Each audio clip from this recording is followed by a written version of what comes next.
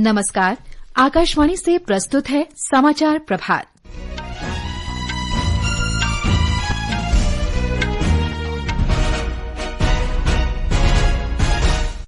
GST परिषद ने स्वास्थ्य बीमा प्रीमियम पर मंत्रियों का समूह गठित करने का निर्णय लिया। मध्य प्रदेश सरकार ने संभागों, जिलों और तहसील के सीमांकन के लिए परिसीमन आयोग का गठन किया। दिल्ली सरकार ने राष्ट्रीय राजधानी में प्रदूषण नियंत्रण के लिए पटाखों के उत्पादन, भंडारण, बिक्री और इस्तेमाल पर अगले वर्ष 1 जनवरी तक प्रतिबंध लगाया। विदेश मंत्री डॉ सुब्रमण्यम जयशंकर आज से जर्मनी की 2 दिन की यात्रा पर।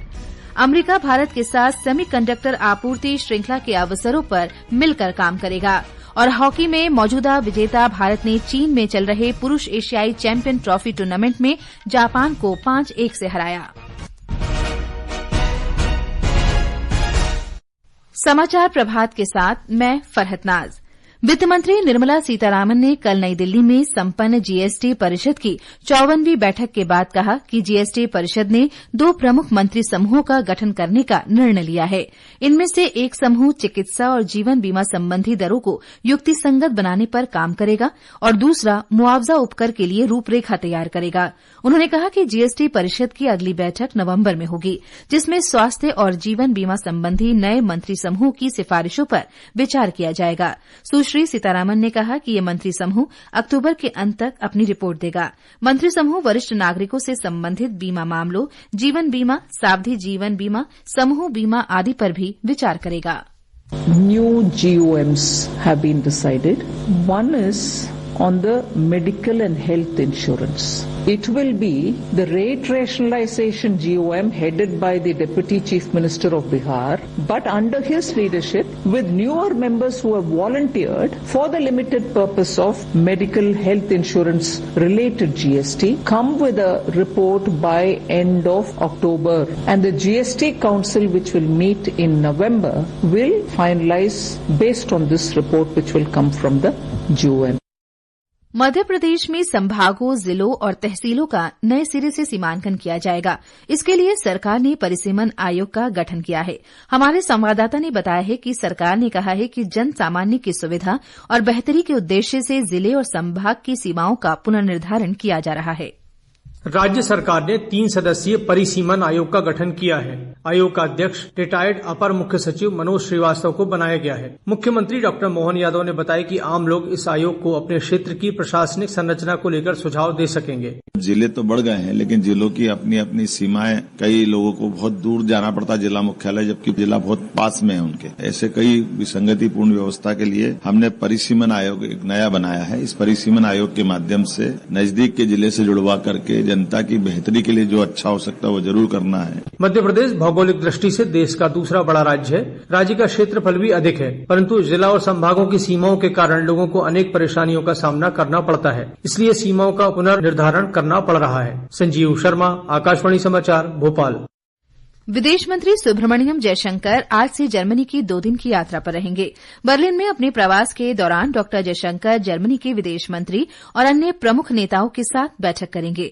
इन बैठकों का उद्देश्य द्विपक्षीय संबंधों के समूचे परिदृश्य की समीक्षा करना और सहयोग के नए अवसरों की तलाश करना है। विदेश मंत्री की बर्लिन यात्रा अगले महीने जर्मन चांसलर ओलाफ शोल्ज की प्रस्तावित भारत यात्रा का आधार तय करेगी। जर्मनी भारत के महत्वपूर्ण व्यापार भागीदारों में से एक है और प्रत्यक्ष विदेशी निवेश का प्रमुख स्रोत है। इससे पहले डॉ जयशंकर ने फलस्तीन मुद्दे पर भारत के सैद्धांतिक और स्थिर दृष्टिकोण को दोहराया था और क्षेत्र में यथाशीघ्र युद्ध विराम की मांग की थी। श्री जयशंकर ने कहा कि भारत द्विराष्ट्र समाधान के जरिए फलस्तीन मुद्दे के समाधान का निरंतर समर्थक रहा है। अपने उद्घाटन भाषण में डॉ जयशंकर ने जनता, समृद्धि और प्रगति के फ्रेमवर्क को आपसी भागीदारी का मंत्र बताया है। Our deeper collaboration will help in stabilizing markets, driving innovation, and enhancing energy security. Our partnership in the areas of renewables, technology and innovation, health, space, education can also help realize our respective national goals. 3 देशों की अपनी यात्रा के तीसरे और अंतिम चरण में डॉ जयशंकर 12 से 13 सितंबर तक जिनेवा जाएंगे। दिल्ली सरकार ने राष्ट्रीय राजधानी में प्रदूषण को नियंत्रित करने के लिए पटाखों के उत्पादन, भंडारण, बिक्री और इस्तेमाल पर प्रतिबंध लगा दिया है। 1 जनवरी 2025 तक पटाखों की ऑनलाइन बिक्री और डिलीवरी पर भी रोक रहेगी। दिल्ली के पर्यावरण मंत्री गोपाल राय ने कहा कि सर्दियों में बढ़ते वायु प्रदूषण के स्तर को देखते हुए यह निर्णय लिया गया है। उन्होंने आगे कहा कि प्रतिबंध को सख्ती से लागू करने के लिए दिल्ली पुलिस, दिल्ली प्रदूषण नियंत्रण समिति और राजस्व विभाग के सहयोग से एक कार्य योजना तैयार की जा रही है। अमेरिका ने कहा है कि वह भारत के सेमीकंडक्टर मिशन में साझेदार बनकर 2022 के चिप्स एक्ट के जरिए निर्मित अंतर्राष्ट्रीय प्रौद्योगिकी सुरक्षा और नवाचार निधि के अंतर्गत वैश्विक सेमीकंडक्टर व्यवस्था के विकास और उसकी विविधता के अवसरों पर मिलकर काम करेगा। अमेरिका के विदेश मंत्रालय ने कहा कि ये साझेदारी अधिक समर्थ, सुरक्षित और दीर्घकालिक वैश्विक सेमीकंडक्टर मूल्य श्रृंखला के निर्माण में मददगार होगी। सोशल मीडिया पर एक पोस्ट में अमेरिका भारत रणनीतिक साझेदारी मंच की ओर से जारी एक वीडियो में अमेरिका के उप विदेश मंत्री कर्ट कैंपबेल ने कहा कि भारत के साथ अमेरिका की साझेदारी का विस्तार बाइडेन प्रशासन की ओर से किए गए सामरिक रूप से अत्यंत महत्वपूर्ण प्रयासों में से एक है। उन्होंने कहा कि अमेरिका और भारत के प्रशासन ने इस साझेदारी को बुलंदियों पर पहुंचाने के लिए काफी समय लगाया है और राजनीतिक प्रयास किए हैं। उन्होंने यह भी विश्वास व्यक्त किया कि दोनों देशों के बीच गहरे संबंधों और सामरिक चुनौतियों को देखते हुए ये प्रयास आगे भी जारी रहेंगे। अमेरिका और भारत के बीच सहयोग में वे सामर्थ्य है जिससे भारत के सेमीकंडक्टर उद्योग का विस्तार होगा और उससे दोनों देशों को लाभ होगा।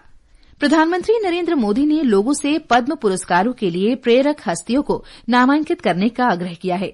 नामांकन awards.gov.in पर किए जा सकते हैं। नामांकन की अंतिम तिथि 15 सितंबर है। प्रधानमंत्री ने अब तक कई नामांकन प्राप्त होने पर प्रसन्नता व्यक्त की है। उन्होंने कहा कि पिछले दशक में सरकार ने जमीनी स्तर के अनगिनत लोगों को पद्म पुरस्कार से सम्मानित किया है और पुरस्कार विजेताओं की जीवन यात्रा ने अनेक लोगों को प्रेरित किया है। प्रधानमंत्री नरेंद्र मोदी रविवार को झारखंड के जमशेदपुर में राज्य के 1,13,000 से अधिक लाभार्थियों के खातों में प्रधानमंत्री आवास योजना की पहली किस्त जारी करेंगे। देश के अन्य राज्यों के लाभार्थियों के खातों में भी किस्त की राशि जमा की जाएगी। कृषि मंत्री शिवराज सिंह चौहान ने बताया कि प्रधानमंत्री राज्य में वंदे भारत रेलगाड़ियों को भी रवाना करेंगे। वंदे भारत ट्रेन की सौगात झारखंड को मिलने वाली है। प्रधानमंत्री जी का संकल्प है 3 करोड़ मकान बनाने का। कोई गरीब बिना छत के नहीं रहेगा। 1 करोड़ शहर में और 2 करोड़ गांव में। तो 2 करोड़ जो गांव में मकान बनने हैं उनके अलग अलग राज्यों के जो पहले साल मकान बनने लगभग 40 लाख उन हितग्राहियों के खाते में प्रधानमंत्री जी पहली किस्त का पैसा डालेंगे। प्रधानमंत्री कल ग्रेटर नोएडा में सेमिकॉन इंडिया सम्मेलन का भी उद्घाटन करेंगे। सम्मेलन का आयोजन शेपिंग द सेमीकंडक्टर फ्यूचर विषय पर किया जा रहा है। 3 दिन के सम्मेलन में भारत की सेमीकंडक्टर रणनीति और नीति पर चर्चा होगी। इसमें भारत को सेमीकंडक्टर के लिए एक वैश्विक केंद्र बनाने की परिकल्पना की गई है। जम्मू और कश्मीर में आगामी विधानसभा चुनाव 2024 के दूसरे चरण के लिए 6 जिलों की 26 विधानसभा क्षेत्रों में नामांकन पत्र वापस लेने का कल अंतिम दिन था। 27 उम्मीदवारों ने अपने नामांकन वापस लिए। दूसरे चरण में होने वाले 26 विधानसभा क्षेत्रों के लिए अब 239 उम्मीदवार चुनाव मैदान में रह गए हैं। मतदान 25 सितंबर को होगा। कांग्रेस पार्टी की केंद्रीय चुनाव समिति ने जम्मू कश्मीर विधानसभा चुनाव के तीसरे चरण के लिए 19 उम्मीदवारों की एक और सूची जारी की है। इसमें 6 पूर्व मंत्रियों के नाम शामिल हैं। जम्मू कश्मीर में डेमोक्रेटिक प्रोग्रेसिव आजाद पार्टी डीपीएपी के अध्यक्ष गुलाम नबी आजाद ने घोषणा की है कि स्वास्थ्य समस्याओं से उबरने के बाद वे फिर से अपने विधानसभा चुनाव अभियान को शुरू करने के लिए तैयार हैं। हमारे जम्मू संवाददाता ने बताया है कि डीपीएपी प्रमुख 12 सितंबर से दक्षिण कश्मीर और चिनाब घाटी में पार्टी उम्मीदवारों के लिए प्रचार शुरू करेंगे। जम्मू कश्मीर में सुव्यवस्थित मतदाता शिक्षा और निर्वाचक सहभागिता कार्यक्रम के अंतर्गत मतदाता जागरूकता बढ़ाने के लिए कल दक्षिण कश्मीर के शोपियां जिले में रैलियां, भाषण और चर्चाओं का आयोजन किया गया। इसमें वक्ताओं ने बेहतर भविष्य के निर्माण में प्रत्येक वोट के महत्व को बताया। स्वास्थ्य मंत्रालय ने कहा है कि देश में एक मरीज में मंकी पॉक्स संक्रमण की पुष्टि हुई है। उसने हाल ही में मंकी पॉक्स संक्रमणग्रस्त देश की यात्रा की थी। रोगी को विशेष अस्पताल में अलग रखा गया है। उसकी हालत फिलहाल स्थिर है। फिलहाल लोगों के लिए किसी व्यापक संक्रमण के खतरे के कोई संकेत नहीं है। कोयला मंत्रालय ने नई दिल्ली में कोयला सार्वजनिक क्षेत्र के उपक्रमों की कॉर्पोरेट सामाजिक जिम्मेदारी सीएसआर गतिविधियों की मध्य वार्षिक समीक्षा बैठक आयोजित की। बैठक में सीएसआर के अंतर्गत शुरू किए गए उपायों की प्रगति का आकलन, समुदायों पर उनके प्रभाव का मूल्यांकन और उन्हें सरकार के दिशा निर्देशों के अनुरूप बनाने पर विचार किया गया। इसमें स्वास्थ्य सेवा, शिक्षा, पर्यावरण, कौशल विकास और आजीविका जैसे क्षेत्रों में सीएसआर परियोजनाओं के कार्यान्वयन की समीक्षा भी की गई। मौजूदा चैंपियन भारत ने कल चीन के हुलुनबुर में पुरुष एशियाई चैंपियंस ट्रॉफी टूर्नामेंट के अपने दूसरे मैच में जापान को 5-1 से हराया। भारत की ओर से सुखजीत सिंह ने 2 गोल तथा अभिषेक, संजय और उत्तम सिंह ने 1-1 गोल किया। जापान की ओर से एकमात्र गोल मात्सुमोतो काजुमासा ने किया। इससे पहले 4 बार के चैंपियन भारत ने अपने पहले मुकाबले में मेजबान चीन को 3-0 से हराया था। हरमनप्रीत सिंह की अगुवाई वाली भारतीय टीम का मुकाबला कल मौजूदा उपविजेता मलेशिया से होगा। टूर्नामेंट की शीर्ष 4 टीमें 16 सितंबर को होने वाले सेमीफाइनल के लिए क्वालीफाई करेंगी और फाइनल 17 सितंबर को खेला जाएगा। पत्र सूचना कार्यालय पीआईबी की फैक्ट चेक यूनिट ने स्टैच्यू ऑफ यूनिटी में दरार आने और इसके किसी भी समय ध्वस्त होने की आशंका से जुड़े दावों को खारिज कर दिया है।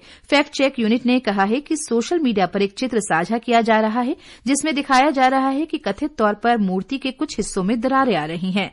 फैक्ट चेक यूनिट ने स्पष्ट किया है कि ये चित्र 2018 में स्टैच्यू ऑफ यूनिटी के निर्माण के समय का है, इसीलिए उस समय उसके कुछ भाग बनकर पूरे नहीं हुए थे और ऐसा लग रहा है कि उसमें दरारें हैं। सरकार ने कहा है कि ये तस्वीर भ्रामक है और इस दावे को फर्जी करार दिया है।